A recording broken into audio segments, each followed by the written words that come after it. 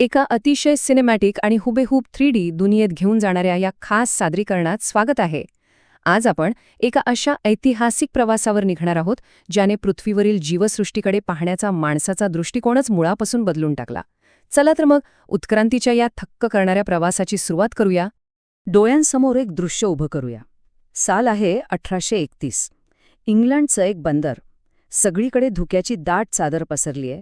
समुद्राच्या लाटांचा तो खळखळता आवाज घुमतोय आणि ह्या धुक्यातून एक 22 वर्षांचा अतिशय सामान्य वाटणारा तरुण एकाच जहाजावर पाऊल ठेवतोय.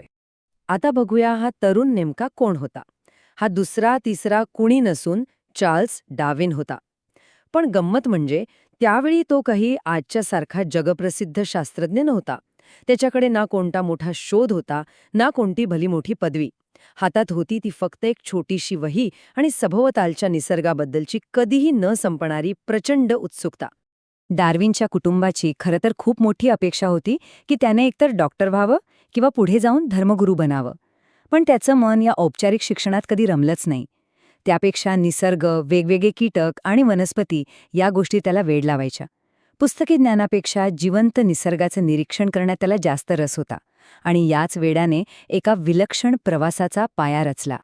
आणि इथूनच सुरुवात झाली HMS बीगल या जहाजाच्या त्या अत्यंत ऐतिहासिक प्रवासाला.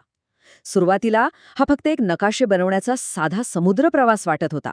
पण प्रत्यक्षात ती सलग 5 वर्षांची अशी एक मोहीम ठरली, जिने विज्ञानाचा संपूर्ण इतिहास आणि जीवशास्त्राची दिशा कायमची बदलून टाकली.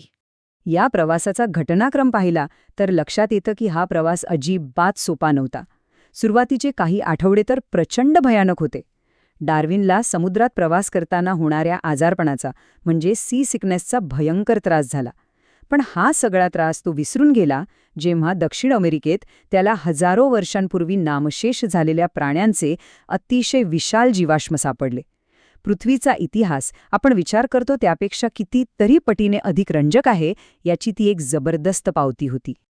असाच प्रवास करत करत साल 1835 मध्ये हे जहाज प्रशांत महासागरातील गालापागोस बेटांवर येऊन धडकलं. हे बेट म्हणजे एखाद्या दुसऱ्याच ग्रहावर आल्यासारखं होतं. काळेभोर ज्वालामुखीचे खडक आणि अतिशय विचित्र सजीव असलेल्या या बेटांनी एक अत्यंत मोठं रहस्य लपवून ठेवलं होतं, जे उलगडण्याची वाट पाहत होतं. आता इथली सर्वात मनोरंजक गोष्ट कोणती माहितीये? या बेटांवर आढळणाऱ्या प्राण्यांमधील अतिशय स्पष्ट शारीरिक तफावत. तिथली ती भली मोठी विशाल कासवे, ज्यांचा माना वेगवेगळ्या बेटांवर वेगवेगळ्या आकाराच्या होत्या. आणि सगळ्यात आश्चर्यकारक होते तिथे आढळणारे फिंच नावाचे छोटे पक्षी, ज्यांच्या चोची बेटावरील स्थानिक वातावरणानुसार पूर्णपणे वेगवेगळ्या आकाराच्या होत्या. निसर्गातील बदल जीवांवर कसा परिणाम करतात हे यावरून अगदी स्पष्टपणे दिसून येतं. ह्या उदाहरणाकडे बघा. ज्या बेटांवर कठीण बियांचा आहार उपलब्ध होता तिथल्या पक्ष्यांच्या चोची जाड आणि अतिशय मजबूत होत्या आणि जिथे खाण्यासाठी कीटक होते तिथे चोची लांब आणि टोकदार होत्या. म्हणजे आजूबाजूच्या पर्यावरणानेच या पक्ष्यांची शारीरिक रचना अचूकपणे ठरवून दिली होती. इथूनच एक अत्यंत महत्त्वाचा मुद्दा समोर येतो आणि हाच तो प्रश्न आहे ज्याने मानवाच्या इतिहासाचं चक्रच फिरवलं. हे सगळे पक्षी एकाच पूर्वजापासून आले असतील का? या एकाच प्रश्नाने डार्विनच्या विचारांना एक मोठी कलाटणी दिली आणि इथूनच जीवसृष्टीकडे पाहण्याचा एक पूर्णपणे नवीन, क्रांतिकारक दृष्टिकोन जन्माला आला. इंग्लंडला परतल्यानंतर या एकाच जैविक कोड्याचं उत्तर शोधण्यासाठी पुढची तब्बल 20 वर्ष खर्ची पडली. सर्व पुराव्यांची जुळवाजुळव होण्यानंतर अखेर एका अत्यंत महान आणि जगात क्रांती घडवून आणणाऱ्या वैज्ञानिक सिद्धांताचा जन्म झाला. तो सिद्धांत म्हणजे नैसर्गिक निवड. हाच तो नैसर्गिक निवडीचा किंवा नॅचरल सिलेक्शनचा मुख्य गाभा. अतिशय सोप्या भाषेत सांगायचं तर निसर्गात सर्व जीवांमध्ये छोटे छोटे फरक असतात. जे जीव या बदलत्या वातावरणाशी सर्वात चांगल्या प्रकारे जुळवून घेतात तेच टिकून राहतात, त्यांची वाढ होते आणि तेच हे उपयुक्त गुण आपल्या पुढच्या पिढीकडे सोपवतात. असे छोटे आणि संथ बदल पुढे चालून पूर्णपणे नवीन प्रजाती निर्माण करतात. हा विचार कसा विकसित झाला ते आता पाहूया. 1859 हे वर्ष जीवशास्त्राच्या जगात एका मोठ्या स्फोटासारखं ठरलं. याच वर्षी डार्विन यांचं on the origin of species हे पुस्तक प्रकाशित झालं. या पुस्तकाने संपूर्ण जगात एकच खळबळ उडवून दिली आणि आधुनिक विज्ञानाचा एक भक्कम पाया रचला. पण डार्विन यांचं हे वेगळेपण जर अचूक समजून घ्यायचं असेल तर त्या काळात प्रस्थापित असलेल्या दुसऱ्या एका सिद्धांताची तुलना करणं खूप गरजेचं आहे. हा सिद्धांत होता लामार्क यांचा. या तुलनेतून डार्विन यांच्या कल्पनेची आणि निरीक्षणाची विलक्षण अचूकता आपल्या लगेच लक्षात येते. जिराफाचं हे प्रसिद्ध उदाहरण हा फरक अगदी स्पष्ट करतं.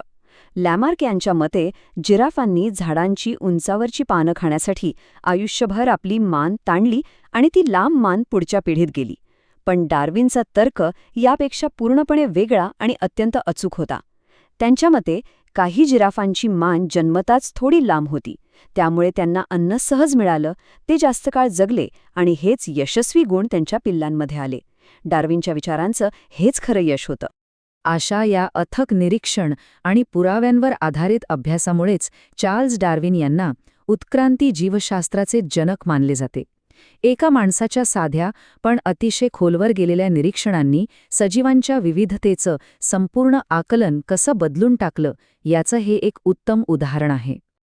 आज जे काही आधुनिक अनुवंशशास्त्र म्हणजेच जेनेटिक्स अस्तित्वात आहे, त्याचा मुख्य पाया डार्विन यांच्या ह्याच वारसावर उभा आहे.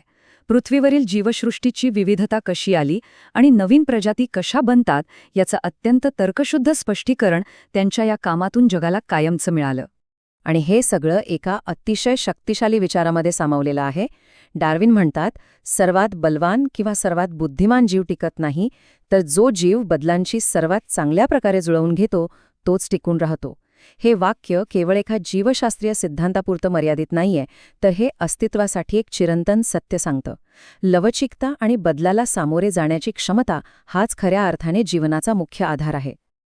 हे संपूर्ण माहितीपूर्ण आणि सखोल सादरीकरण प्राध्यापक S.R. केंद्रे सर यांनी तयार केले आहे. हा विषय केवळ विज्ञानाचीच माहिती देत नाही, तर जाता जाता एक अत्यंत महत्त्वाचा विचारही मागे ठेवून जातो. या वेगाने बदलणाऱ्या जगात आपण स्वतः बदलांसाठी किती सज्ज आहोत हा प्रश्न नक्कीच विचार करायला लावणार आहे.